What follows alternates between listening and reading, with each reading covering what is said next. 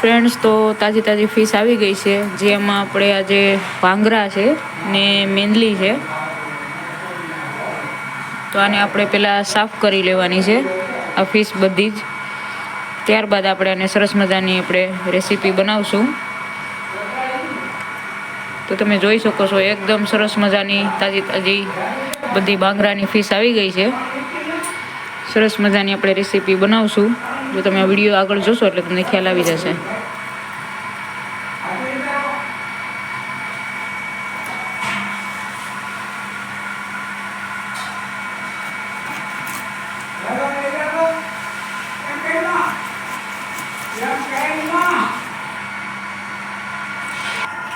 તો ફ્રેન્ડ્સ, આ આપણી ફિશ છે જે સાફ થઈ ગઈ છે. હવે આને થોડી ઘણી બાકી છે, એ પણ વ્યવસ્થિત રીતના આપણે સાફ કરી લઈએ. ત્યારબાદ આપણે આની રેસીપી બનાવવા મૂકશું. જે હજી આપણે થોડીક બાકી છે, હજી સરસ સ્વચ્છ પાણીથી આને ધોવાની બાકી છે, જે આપણે ધોઈ લઈએ. ત્યારબાદ આપણે આની રેસીપી બનાવવા મૂકીશું.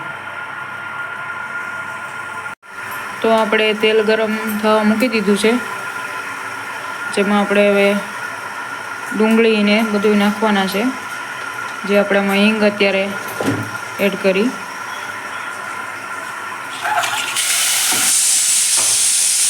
ડુંગળીને ટમેટા અને મરચાં અને આ બધી ગ્રેવી નાખી છે. જે ગ્રેવી અત્યારે આપણી તૈયાર થાય છે, તેલમાં એને સાંતળી લેવાની છે.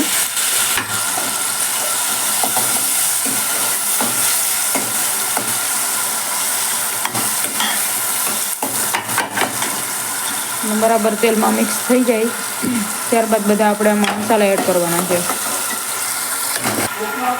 હળદર, ધાણા જીરું, હિંગ પણ આપણે આમાં પહેલાં એડ કરેલી હતી. હવે સ્વાદ મુજબ આપણે નમક નાખવાનું છે.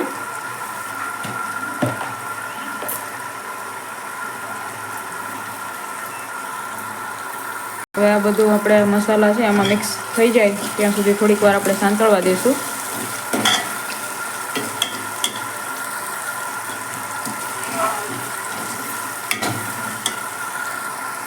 ત્યાર પછી આપણે થોડુંક મરચું અને જે આપણી ફિશ છે સાફ થયેલી છે તે હવે આપણે એડ કરશું. ફિશ છે બધી સરસ રીતના સાફ થઈ ગઈ છે, ધોવાઈ પણ ગઈ છે. હવે આપણે એમાં એડ કરવા જઈ રહ્યા છે. મરચું જે છે નાખી દીધું છે. હવે સરસ રીતના બધા મસાલો આમાં મિક્સ થઈ જાય એટલે આપણે ફિશ પણ આમાં સાફ થયેલી ફિશ આમાં એડ કરી દેવાની છે બધી. જે આપણે મિક્સ બધી ફિશ છે સરસ રીતના મસાલો અને ગ્રેવી એકદમ સરસ થઈ જાય એટલે આપણે ફિશ એમાં એડ કરી દઈએ. થોડુંક તીખું બનાવીએ, કેમ કે આ મચ્છીનું શાક છે જે તીખું હોય તો વધારે થોડુંક સારું લાગે. એકદમ સરસ મજાનું તીખું શાક છે આપણે બનાવી રહ્યા છે મચ્છીનું. હવે આપણે આમાં ફિશ છે બધી એડ કરી દઈએ. જે આપણે ફિશ એડ કરી દીધી છે, હવે સરસ રીતે મિક્સ કરી લઈએ. આમાં જેમાં આપણે થોડુંક પાણી પણ એડ કરેલું છે, જે પાણી થોડુંક એડ કરીએ તો સરસ રીતના બધી રેસીપી છે એ સરખી રીતના બધી ચડી જાય.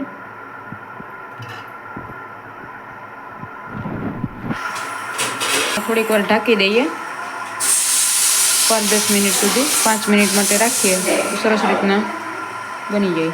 આપણી જે આ રેસીપી છે તૈયાર થઈ ગઈ છે. ત્યારબાદ આપણે થોડી જ વારમાં રોટલો, શાક, ભાત સરસ મજાનું આપણે જમવા બેસવાના છે.